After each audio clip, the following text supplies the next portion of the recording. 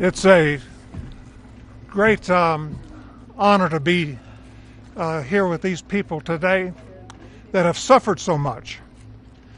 And to lose everything you have, and you just wonder what you're going to do and where you're going to go. And we just thank God, and I want to say thank God that He's given us the resources to be able to help. And a lot of people have helped, and not just Samaritan's Purse, but there's been many different organizations and volunteers that have just come to Western North Carolina and East Tennessee to help. I grew up, this is my backyard, I grew up about 8 miles or so from here. And went to high school right down the road, about a mile down the road. And so this is home to me. But we've got a family today. We've got the West family. This is their house. So we're here today to show the president just a little bit of the damage and the problems that the people of Western North Carolina are facing. So, Mr. President, thank you for what you have done for Western North Carolina. Thank you for coming again to see. Thank you, your son Don Jr., he came with us twice. And so they've taken a real interest. And this isn't a politician coming down here looking for votes. This is a man who wants to do something, who wants to see some changes, who wants to make life better for you. So thank you. And Melania, thank you so much for coming. It's an honor to have you here with us. So, Mr. President, please. Thank you very much, Franklin. Thank you.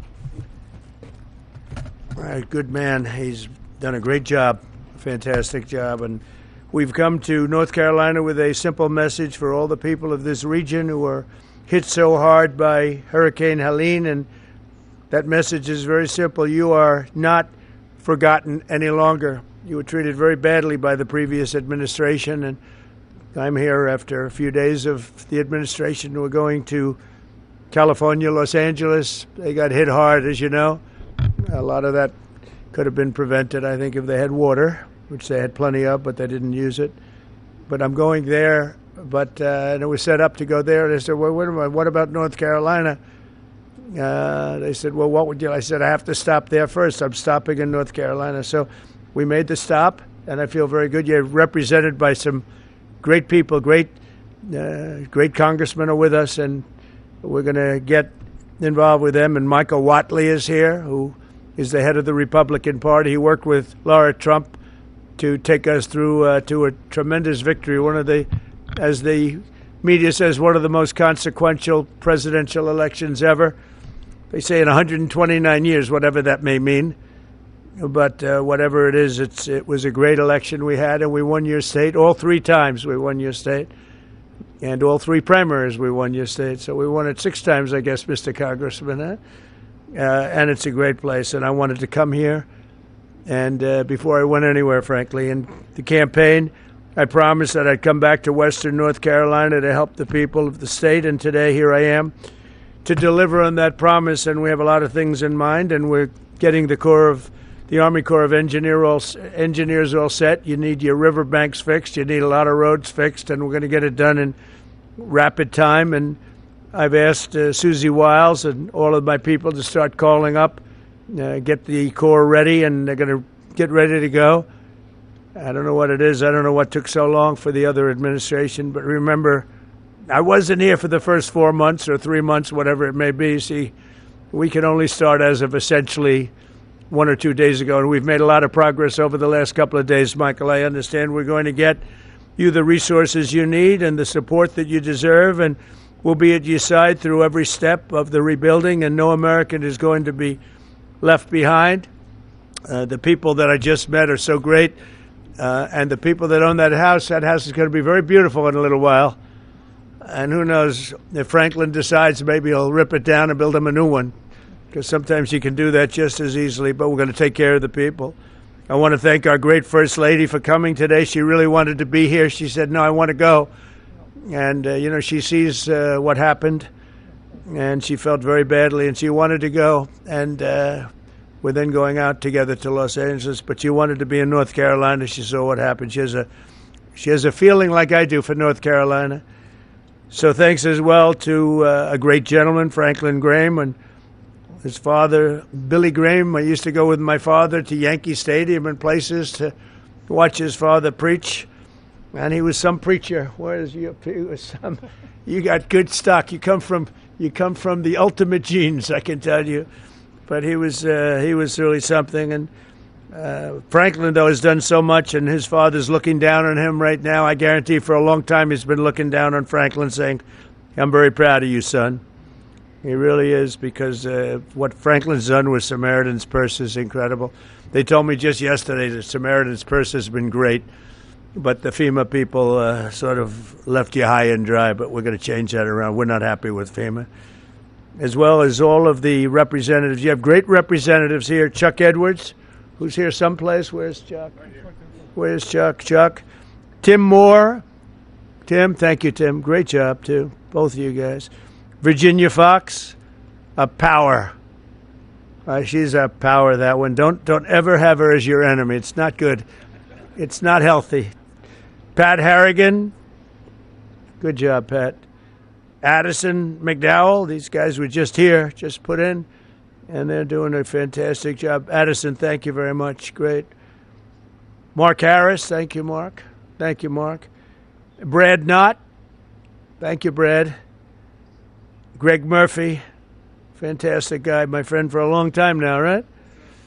And the RNC chairman, Michael Whatley, who really, as I said, brought us to a great victory with Laura, the chairman of the party, the whole Republican. I took Michael Whatley from North Carolina because he did the best job and put him in charge of everything, and the job they did together was incredible.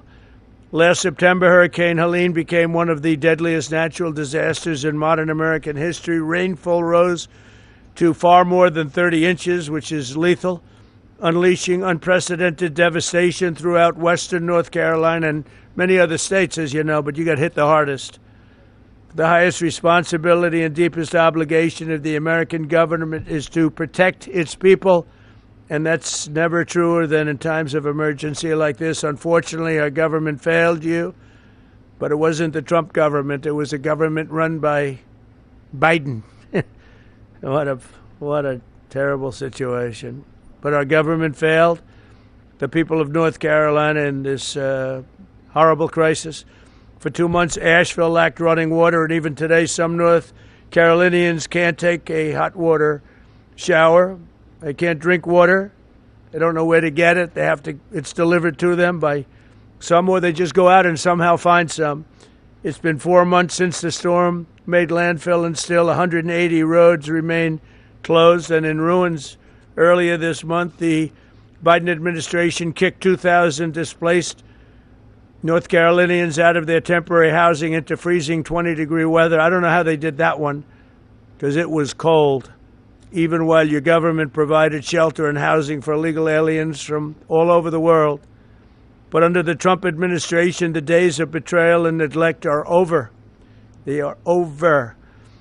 As I said in my inaugural address, we restore the integrity, competency, and loyalty of the American government. And I think I said most of it in the inaugural address.